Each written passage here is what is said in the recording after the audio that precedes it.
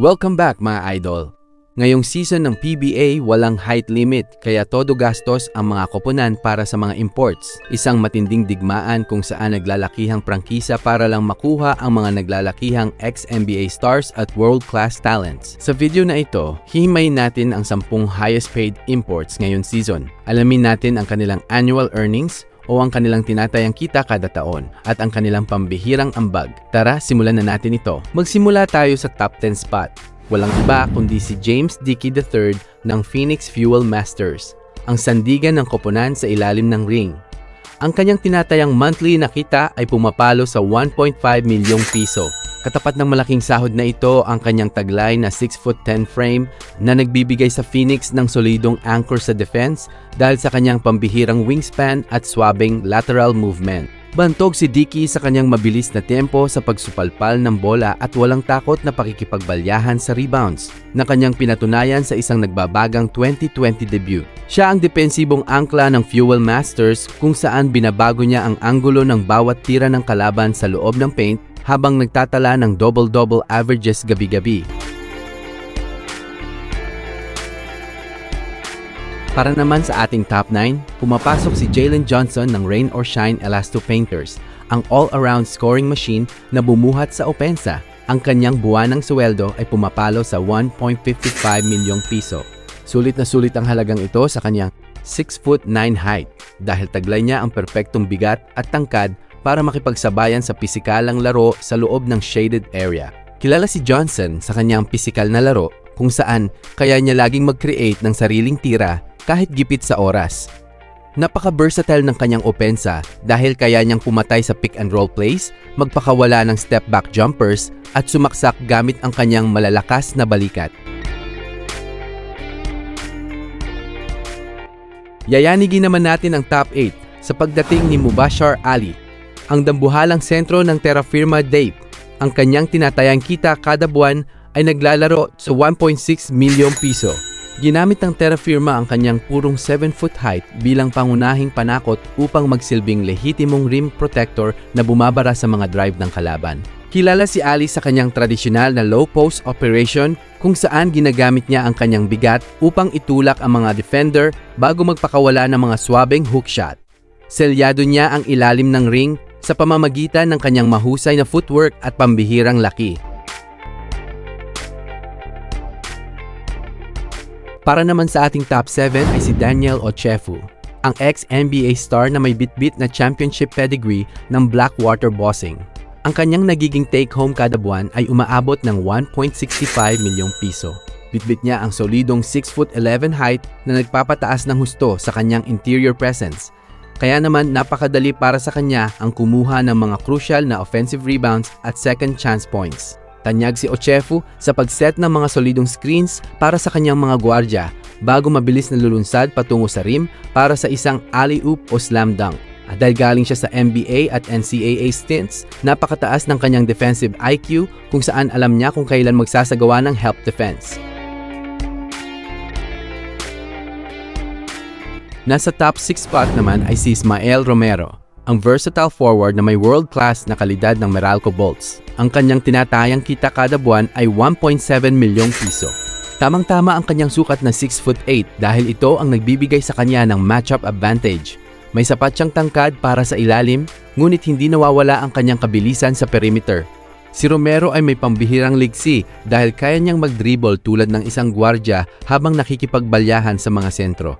Isa siyang seryosong matchup nightmare dahil kaya niyang pumatay sa labas gamit ang kanyang perimeter shooting habang kaya ring magdepensa mula posisyon 1 hanggang 5.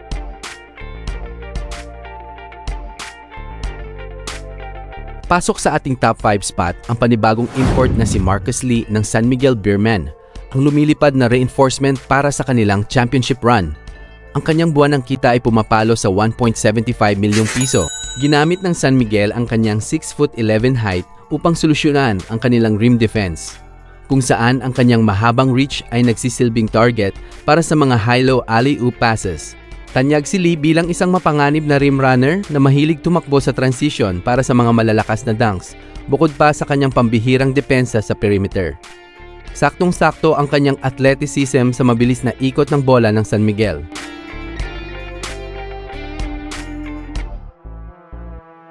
Nakaupo sa ating top 4 spot ay si Kyler Kelly, ang nakatatakot na pader na rim protector ng Converge Fiber Xers.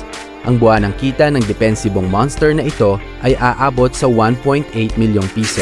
Sandata ng Converge ang kanyang pambihirang 7-foot height na nagbibigay ng pambihirang rim protection at nagpapakipot sa espasyo ng mga umaataking wingmen. Bantog si Kelly sa kanyang pambihirang tiempo sa pagtalon gamit ang kanyang mahahabang galamay na nagpapasakit sa ulo ng mga kalaban. Siya ang nanguna sa buong liga sa block shots, kung saan nagagawa niyang kontrolin ang pintura ng nag-iisa.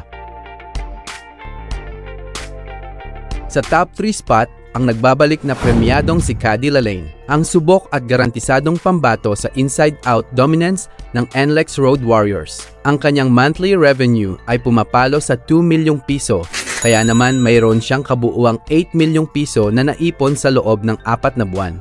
Sa kanyang taas na 6'10", nagagawa niyang buksan ang floor para sa NLEX dahil kaya niyang magsilbing stretch big na nagpapakawala ng mga nakamamatay na tres mula sa labas. Kilala si Lalane sa kanyang kombinasyon ng lakas at talino, kung saan kaya niyang pumoste gamit ang pisikal na lakas, ngunit mayroon ding swabing mid-range jump shot.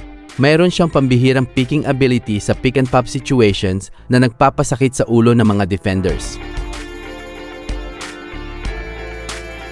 Hindi pwedeng magkaroon ng listahan kung wala ang resident import na si Justin Brownlee, ang walang katulad na puso at kaluluwa ng Barangay Ginebra San Miguel na nasa ating top 2 spot. Ang kanyang buwan ng bayad ay pumapalo sa 3.5 milyong piso na lumilikha ng dambuhalang 14 milyong piso na kabuuang annual earnings kasama ang kanyang mga personal endorsements sa bansa at hindi pa kasama ang mga bonuses, incentives kapag sila ang nag-champion. Kahit listed lang siya sa taas na 6'6", pinatutunayan niya na ang kanyang dekalidad na laro at basketball IQ ay kayang sumupil sa kahit anong dambuhalang reinforcement sa PBA. Tanyag si Brownlee sa kanyang pinakamataas na basketball IQ at pambihirang perimeter shooting na kanyang pinatunayan matapos magpakawalan ng career-high 54 points sa finals. Siya ang itinuturing na pinakadelikadong manlalaro kapag sumapit ang crunch time dahil sa kanyang pamosong clutch shots.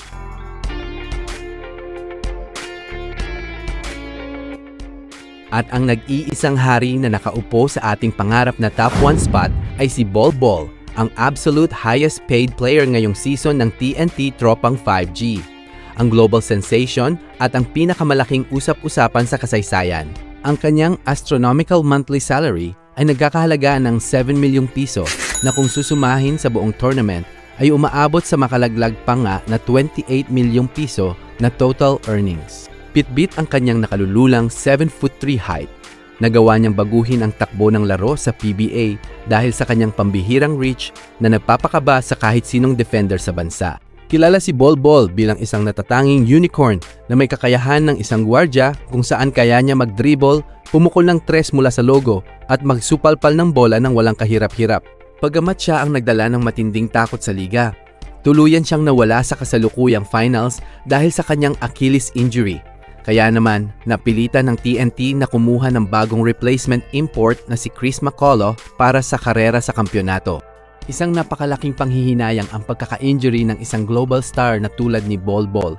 Ngunit patunay ito na ang bola ay bilog at ang kapalaran ay laging may sorpresa. Kayo, sa inyong palagay, sino sa mga imports na ito ang may pinakamatinding impact? At sa tingin ninyo ba ay makukuha pa rin ng TNT ang kampyonato ngayong wala ang kanilang import na si Bol Bol? I-drop ang inyong mga salobin sa comment section sa ibaba. Huwag kalimutang i-like ang video na ito, mag-subscribe sa ating channel at pindutin ang bell icon para lagi kayong updated.